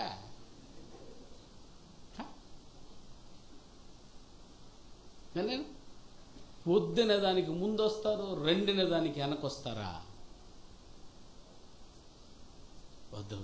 ఆయన శాపం ఎలాంటిది తెలుసా? భయంకరమైనది. అది ఎంతటి భయంకరమైనది అంటే, నేరమా మాట ఇచ్చామయ్యా ఉందనే, ఏమ్మా ఇస్తానన్నావు, దేవుని పనికి ఫలాన్ని నేను కొనిస్తానన్నావు, నేను అది చేస్తానన్నావు, ఒప్పందాలు చేసేసుకుంటుంటాం మనం. పేరు టక చేశారు. కొంతమంది పేర్లు ఇంకా ఇవ్వలేదు. పిల్లలు పాపం బాధపడుతున్నారు. దరిద్రం అదంతా. 200 మంది కూర్చున్నారు. నువ్వు కూడా గమ్ముని అందరూ మాట ఇచ్చావే, నువ్వు చేస్తానన్నావే, అలక్ష్యం చేయబాకునన్నా శాపం వచ్చిద్దటమ్మా. చేస్తానని ఆశీర్వాదం పొందడానికి బదులు శాపాన్ని తీసుకొచ్చి ఎందుకు పెట్టుకోవాలన్నా? చాలామంది మాట కరెక్ట్గా ఇస్తారు, తీసుకొచ్చేసి అప్పుడే చేస్తుంటారు. That is correct. భయం లేదన్నా ఎవరు అడుగుతారా? దేవునికి భయపడుతున్నారని చెప్తున్నాం. నువ్వు ఏ మాట ఇచ్చినా ఆ మాట జాగ్రత్త.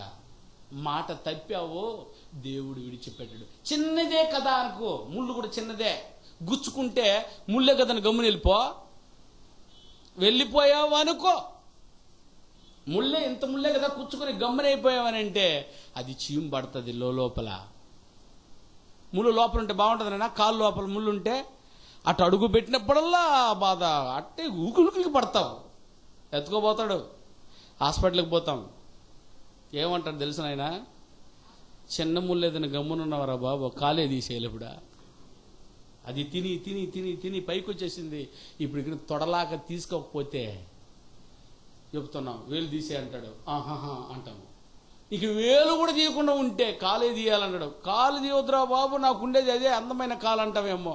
ఆ తర్వాత నిన్నే చిన్నదే కదా అనుకున్నావు, ఇన్నేయింది. దేవుని మాటలో, ఆరాధనలో, లేదా బైబిల్ తరగతిలో, లేదా చర్చిలో నేను ఒక చిన్న మాటే కదా ఇచ్చానా, అది ఉండేటప్పుడు చెప్పాను, ఇప్పుడు నా దగ్గర లేదే. చాలామంది నైనా నేను ఇస్తామని చెప్తాము, ఇప్పుడు ఎందుకని చెప్పా మాట ఇంకా ఇవ్వలేదని అంటే ఏమంటారు తెలుసు అయినా, అప్పుడు ఉన్నింది ఇద్దామనుకున్నాము, ఇప్పుడు ఇచ్చేలోపు ఏమైపోయిందా, ఖర్చు అయిపోయింది అని అంటున్నావే. అందుకు దేవుడు అంటున్నాడు, నీ మీదకి శాపం రాక తప్పదు. ఇచ్చావా వెంటనే నెరవేర్చుకునే ప్రయత్నం చేయి. మాట మీద ఉన్న దేవుడు చెప్తున్నాడు, మాట ఇచ్చాక జాగ్రత్త. తినవద్దు నాయనా అన్నాడు. తినవద్దు నాయనా, తినవద్దన్న పండుని తినేసి వీళ్ళు దాక్కున్న వారు తన్నాడు, నా మాట మీరు వినలేదా అన్నాడు. చూడు, తినవద్దన్న మాటను మీరు విన్నారా? పితరుల యుగములో, పితరుల్లో ఆదిలో ఉన్న పితరులతో దేవుడు మాట్లాడిన సందర్భాన్ని చూడు. వారే మాట మీద నిలవకపోతే దేవుడు ఊరుకోలేదు. మాట మీదంత మమకారం, మాట మీదంత గౌరవం కలిగిన దేవుడు అంటున్నాడు, ప్రియులారా, మొదటి నుంచే మాట మీద ఉండాలని కోరుకున్నాడు. మొదటి వ్యక్తుల దగ్గరే మాట మీద ఉండాలని కోరుకున్నాడు. కానీ మొదటే పోగొట్టాడు అపవాది. మనమేమో మాట మీద ఉండాలని ధైర్యంగా ప్రామిస్ చేస్తామనన్నా, కానీ తిన్నగా మాట మీద నిలబడనీయకుండా అపవాది ఎత్తుకు పై ఎత్తులు వేసుకొచ్చి నీ దగ్గర ఆ మాటను ఉండనీయకుండా చేస్తాడు. జాగ్రత్త పడు. అవ్వాదం దగ్గర చూసారా, అపవాది రాలేదు. వాడు ఎక్కడున్నాడు అప్పుడా? సరసాలలో, పాతాళ లోకములో, అగాధములో ఉన్నంత వరకు దేవుని మాట మీద బ్రతికినటువంటి ఎవరో అవ్వాదాము. తిండగాడొచ్చాడు, మాటను పోగొట్టారు. మాట మీద నిలబడిది ఏంటిది అని నేర్పించాడు.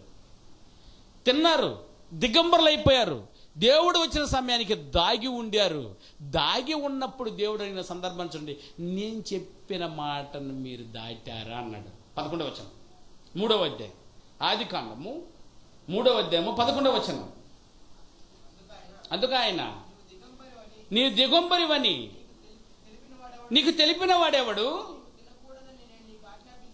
నా మాట. అర్థమైందేనా? నీవు తినకూడదని నేను నీకు ఆజ్ఞాపించిన అంటే ఆజ్ఞ అన్నా మాట అన్నా ఒకటేనైనా. పితరుల యుగంలో దేవుని చట్టం ఏదైనా ఆయన నోటి మాట. నేను తినవద్దన్నానే, అది నువ్వు ఏమైనా తిన్నావా? నా మాటను అఘోరపరిచావా? నా మాటను వినలేదా నువ్వు? నా మాటను విన్నంత వరకు ఏదోలో సూపర్గా ఉన్నారే, నా మాట వినలేదా? నేను తినవద్దని వృక్షఫలం నువ్వు తింటివా అని అడిగాను. ఆయననా అడిగాడా? మాట మీద ఉన్నావా లేదని అడుగుతాడు. మాట ఇచ్చావు కదా, నువ్వు మాట ఇవ్వగానే తన గ్రంథంలో రాసేసుకుంటాడు. ఆ తర్వాత తిన్నగా మాట మీద ఉన్నావా లేదా అడుగుతాడు. మాట మీద ఉన్నావా? ఉండకపోతే ఇది రోజు పాఠం. మాట మీద ఉంటే నువ్వు సుఖీభవుడివే. మాట మీద లేదా నీ మీదకు శాపము వచ్చును. ఏమి శాపం వచ్చిందని ఆయన అనర్గళంగా ఏదోన్న వనంలో బ్రతుకుతున్న వారి మీదకి ఏమొచ్చిందట? 17వ వచనం. ఏమని శాపం వస్తుందో చూడు. 17వ వచనం 3వ అధ్యాయమే, ఆదికాండం 3వ అధ్యాయం 17. నీవు బ్రతుకు దినములన్నీయు నీ భార్య మాట విని తినవద్దని నేను నీకు ఆజ్ఞాపించిన వృక్షఫలమును తింటివి గనుక నీ నిమిత్తము శాపం ప్రారంభమైంది. ఇదిగో శాపం, నేను శపిస్తాను నా మాట వినకపోతే అన్నాడు. ఎవరి మాట విన్నాడట ఈయన? ఏదన్నది యెహోవా మాట. అదే ప్రాబ్లం. యెహోవా మాటే ఆమె మాట్లాడుంటే ఈ వేళకి ఆదాముకి గతి వచ్చేది కాదు. నాన్న, బాలుడి సలహా ఇవ్వండి, మంచిది. అది ఎవరిచ్చింది అయి ఉండాలా? అది దేవుని మాట అయి ఉండాలి. అర్థమైనా? నువ్వు ఏదైనా సలహా ఇవ్వబోతున్నావు అని అంటే అది దేవుని మాట అయి ఉండడం మంచిది. భార్య మాట ఉండకూడదు, సొంత మాటలు ఉండకూడదు. భార్యకు కూడా భర్త మాట ఇస్తున్నాడంటే అది దేవుని మాట అయి ఉండాలి. మీ మాటలు ఎందుకా? దేవుని పని కొరకు భార్యలు పని చేయాలనుకుంటుంటే నీ సొంత మాటలు ఎందుకనైనా? అబ్బబ్బది చేసావు కానీ పో వంట రూమ్లో వంట చేయవే అనకూడదు. ఓ చేస్తా అని అంటున్నావా, వెళ్ళు, దేవుని మాటను చెప్పు. ఆదాము తప్పు భార్య మాట వినడం. అంటే ఎవరి మాటను తోసేశాడా? దేవుని మాటను తోశాడు. ప్రియులారా, పోనీ భార్యకి ఏమైనా సొంత మాట? అది అటు భార్య సొంత మాట అయినా పర్వాలేదు. భార్యకి ఎవరు వచ్చి చెప్పింది? అది కదా. అంటే ఇప్పుడు ఎవరి మాట అది? అది అపవాది మాట, దేవుని మాట కాదు. ఈ మాట విన్న తర్వాత శాపం ఏమని ఇస్తున్నాడు? కింద చూడైనా, తింటివి గనుక నీ నిమిత్తము నేల శపించబడినది, ప్రయాసముతోను నీ బ్రతుకు దినములన్నీ అన్య కొన్య ఓ 10 రోజులు అనుభవించేసి వదిలేస్తాననలేదో. ఓ అమ్మ, చిన్న మాటే కాదన్నావా? చిన్న మాటకి జీవితాంతం తెచ్చిపెట్టుకున్నావు కదయ్యా బాబు. చిన్న మాట అనకండి నాయనా. నీ చిన్న మాటే కదా తప్పింది అంటారా? చిన్న మాటే పెద్ద శిక్ష. చిన్న పామే పెద్దోళ్ళు ఏమంటారా? పెద్ద కర్ర. ఎంత బాగుంది. చిన్న మాటే అనుకుంటున్నావు, మాటని ఎత్తించేసి దేవునికి మాట ఇచ్చేప్పుడు ఎంత పెద్ద నేరమో చూసారా? చిన్న మాటే కదనుకున్నారు, జీవితాంతం. అంటే ఏందైనా వారి జీవితాంతం కాదు, వారికి పుట్టే పిల్లలు, వారికి పుట్టే పిల్లలు, వారికి పుట్టే పిల్లలు, వారికి పుట్టే పిల్లలు, యేసుక్రీస్తు రాకడ వరకు పుట్టే పిల్లలందరూ అనుభవించాల్సింది. అబ్బో, మాట తప్పుడు నేరమా? మాట తప్పుడు నేరం. తరతరాలు తరతరాలు తరతరాలు తరతరాలు చేసేవాడందరికీ శాపం అన్నారే. చేసేవారందరికీ పాఠం జాగ్రత్తగా వినాలి. ప్రశ్న వచ్చే అవకాశం ఉంది కాబట్టి. ఆదాము అవ్వ తప్పిన చిన్న మాటకనండి, చిన్న మాటకి ఆదాము వరకు కొట్టి నిలిపేసి ఉంటే పోయిండు ప్రియులరా. కానీ ఇచ్చిన శిక్ష ఏదైనా ఇప్పటికి కూడా మనకా, మన పిల్లలకా, వారి పిల్లలకా? వారి పిల్లలక కాదు, యేసుక్రీస్తు రాకడ వరకు ఎవరైనా పుట్టినా వాడు కూడా మాటను అతిక్రమిస్తే ఇదిగో శిక్ష, శాపం. ఎంత పెద్ద శాపం అండి! చిన్న మాట అనుకుంటున్నారు ప్రియులారా. మీ పిల్లలందరూ కూడా తెచ్చిపెట్టే బాకండి ఆ దోషాన్ని. మీ బంధువులకు తెచ్చిపెట్టే బాకండి ఆ దోషాన్ని. 10:30 గంటలకి నేను ఆరాధనకు వస్తానన్నావు. ఈ ఒక్క మాట తప్పి ఎందుకండి ఇంత పెద్ద శిక్ష తీసుకొచ్చి పెట్టేస్తారు? ఓ అమ్మ, ఇది తెలుసుంటే నేను 9:30కి ఉండిండేవాడినే అనాలి. నువ్వు అనాలి అనిపించుకో నా ప్రియ సోదరి మండలారా. అవాదముతో శాపం. శాపం అంటే చిన్నదనుకున్నారేమో, ఈ దోషం చిన్నదనుకున్నారేమో, గుర్తుండిపోవాలంతే. చూసారా ప్రియులారా? మా పెదనాన్న మా పెద్దమ్మకి పట్టు చీర తీసుకొచ్చి ఇచ్చాడట. అదేనా తీసుకొచ్చి ఇవ్వంగానే చీర తీసుకుని బాగుందయ్యా అనేసి పెట్టిలో పెట్టుకుని ఉంటే పోయి ఉండేది. ఈ కలరా అనిందంట. ఆమె పొయ్యి దగ్గర కూర్చొని వంట చేసుకుంటూ ఉన్నప్పుడు ఈయన వస్తువు తీసుకొచ్చి ఇచ్చాడు. కేకే సుధీర్ వాళ్ళ నాన్న పెద్ద చెప్పాడు, అతను చీర తీసుకొచ్చి ఇచ్చానురా, మీ పెద్ద మీ మాట నింది. నేను అదే ఫస్ట్ శాలరీ తీసుకొని మొదటి చీర తీసుకొచ్చి ఇచ్చాను భార్యకని. కానీ తీసుకున్న తర్వాత ఈ కలరా అనిందిరా. సరే ఆమె చెప్పి పక్కన పెట్టేసి లోపలికి వెళ్ళింది. వచ్చేలోపు నీ పొయ్యిలో మడిచిపెట్టంటారు దాన్ని. పొయ్యిలో మండుతుందట, వచ్చి ఎగిరెగిరికి దూకుతుందట. సత్యంత వరకు నన్ను చీరడకూడదు నా భార్య. ఒకవేళ నీ తెచ్చినా ఇది బాగోలేదు అనకూడదురా. అందుకే నేను ఆమె గుర్తుండిపోయేలా నేను ఈ పని చేశానన్నాడు. నిజంగా ఇక అడగలేదట ఆమె ఈ కలరదా అని. ఏంటండి పాఠం అండి. ఒక భార్యకే ఒక పాఠం ఇంత నేర్పగలిగితే మరి కన్న తండ్రిన దేవుడు మనిషి జాతి పుట్టేంత వరకు, మనిషి జాతి చచ్చేంత వరకు, నిర్మూలమైపోయేంత వరకు గుర్తుండాలా. నా మాట వినకపోతే ఎంత కఠినుడు దేవుడు. తస్మాత్ జాగ్రత్త. మన బ్రతుకులు దిద్దుకోండి ప్రియులారా. చీర అయితే ఇప్పుడు కాకపోతే మళ్ళీ ఒక చీర కొనిద్దామని అన్నా. అందుకే మనం కూడా ఏదైనా తెస్తామనుకో, ఎందుకు అంత కఠినంగా ఎందుకు అయిపోయావు పెదనాన్న అంటే ఆయన అన్నాడు, చీర కట్టుకుంటే చూడాల్సింది నేనురా. నేను చూడాలి, నేను సంతోషించాలి, బాగుందనాలి. అందుకే నాకు నచ్చినట్టు తెచ్చాను. ఇది తెచ్చావేంటే అప్పుడు నేను తెచ్చింది నాకు నచ్చకుండా నీకు నచ్చాలా? అందుకే భర్త తెచ్చిందని మీరు కట్టుకోండి అక్కలారా.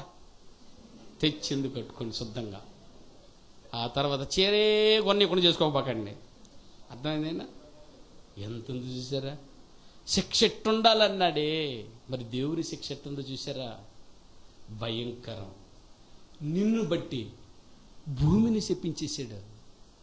ఎందుకు తెలుసా? నీ బట్టే భూమి బాగా పండిందా, నువ్వు కొవ్వు వస్తుంది. నువ్వు నా మాట వినవో.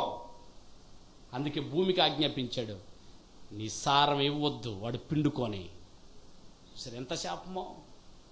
మనమేమో చిన్నదనుకుంటున్నాం ప్రియులారా. దేవుని మాట ఏమో చిన్నదేనైనా నువ్వు గిని అతిక్రమిస్తే అంత పెద్ద పెనుభారంగా మారిపోతుంది అది. చూసారా? మనిషి జాతి భూమి మీదకి వచ్చాడంటే కష్టపడకుండా తినకూడదు. నువ్వు కింద రాసా చూడు, చెమటోడ్చాలి. నువ్వు చదువు నా మాట. నువ్వు ప్రయాసముతోనే నీ బ్రతుకు దినములన్నీ నువ్వు పంటను తిందువు. అది ఎట్లుంటుందంటైనా శాపము, ముళ్ళ తుప్పలను, గచ్చి పొదలను అది మొలిపిస్తుందట. అందుకే కదా పుట్టుకొచ్చే చెట్లు, పనికిరాని చెట్లు. పైరులో ఏందైనా పనికిరాని చెట్లు వచ్చేది. పైరులో ఏందైనా మంచి పైరు మనం నాటింది, దాని మధ్యలో కూరలు వస్తుంటాయి. కూరలు ఏమైనా నాటామా మనమా? కూర నారు పోసాం మనమా? గడ్డి నారు పోసాం మనమా? అది వచ్చేది చూసారా? భయంకరంగా ఉంటుంది. పైరు కంటే అది బాగా ఎదుగుతుంటుంది. వద్దు, ఇది శాపం. చూసారా ప్రియులారా? చిన్న మాట అనుకోబాకండి, తప్పు. ఆదికాండం 5వ అధ్యాయం 29వ వచనంలో చెప్పాడు ఎంత శాపమో చూడండి ఒకసారి. 5వ అధ్యాయము, ఆదికాండం 5వ అధ్యాయం 29వ వచనం. భూమిని యెహోవా శపించెను అట. చూసారా? నిన్ను బట్టి భూమిని యెహోవా శపించెను. అది శపించినందువలన మన చేతుల కష్టముల విషయమందును మన పని విషయములోను అదేనైనా శాపంతో వచ్చింది అదే. అందులో ఎవరైనా దేవునికి భయపడేవారు బ్రతుకుతారా? అందులో దేవునికి మాటిచ్చేవారు ఏమైనా బ్రతుకుతారా? కష్టాన్నిచ్చి కష్టంలో కూడా నా కొరకు బ్రతికే పిల్లలు ఎవరైనా ఉంటే ఆ రోజు ఏరుకోగలిగితే, ఆ కష్టాల్లో ఒక బిడ్డ దొరికాడు. ఆయన పేరు నోవాహు. 7వ అధ్యాయం 23వ వచనం చదవండి. ఆదికాండము 7వ అధ్యాయం 23వ వచనం. నరులతో కూడా పశువులను, పురుగులను, ఆకాశ పక్షులను, నేల మీదనున్న జీవరాశులన్నింటినీ తుడిచివేయబడిను.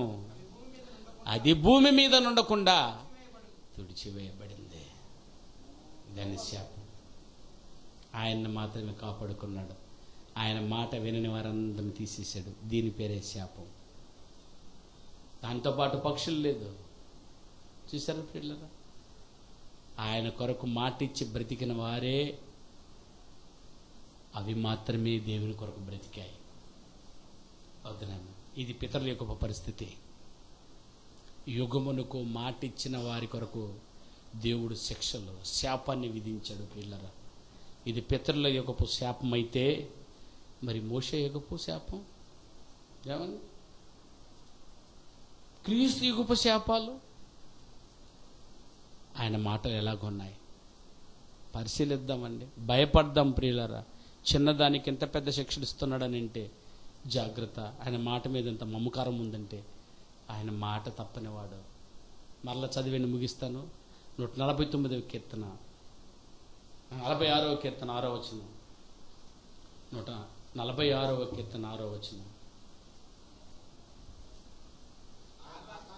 ఆయన ఆకాశమును భూమిని సముద్రమును దానిలోని సర్వమును సృజించినవాడు ఆయన ఎన్నడను మాట తప్పడు. ఈరోజు కాదు, రేపు కాదు, ఎల్లుండి కాదు, ఎప్పటికి నిత్యం ఆయన మాట తప్పడు. మరి మీరు ఎన్నడను అంటే కిందకి దిగులోపు 100 చెప్పేసి పోతాం మనం. వద్దు వద్దు ప్రియులారా, మార్చుకున్నాను. మాట ఇచ్చారా? మాట మీద ఉండండి. ఈ వారమంతా మాట మీద ఉండండి ఆయన.